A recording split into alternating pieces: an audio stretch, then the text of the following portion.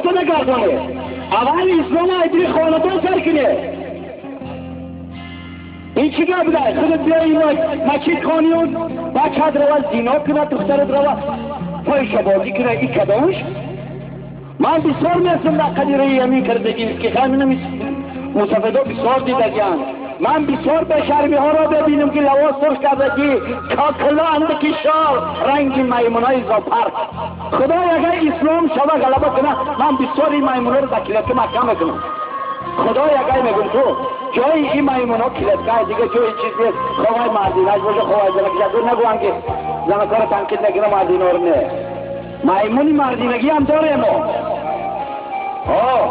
برادرها از این حوجه دیگه نیست موچید بیایه دارد که از حالای همدیگری با خبر شوه یک چیزای نازکی های اسلام با خبر شوه برادران دیگه من سخن گفتنی نیستم میخوام که همه شما را ای خدا تحقیق که به همه ما یک جا شویم ستانی کوه و پشته ها شویم یک شعر دیگر نمیتونم همه شعرم از او مجبورم بخوانم کنم بخوام بابا عبدالرحمن ای خدا جان من بلبل خندانی تویم لیکن در کوه و بیابانی تویم من سرایم بر من کوها صدا داد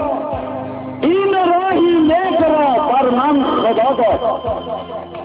گر خدا را یاد کن ای مردی خدا داد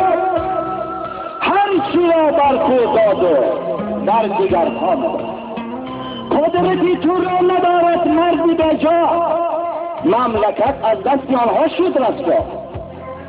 حیثی تو گویم ای جوان بعد نمیبرم برانه که نزدیک هست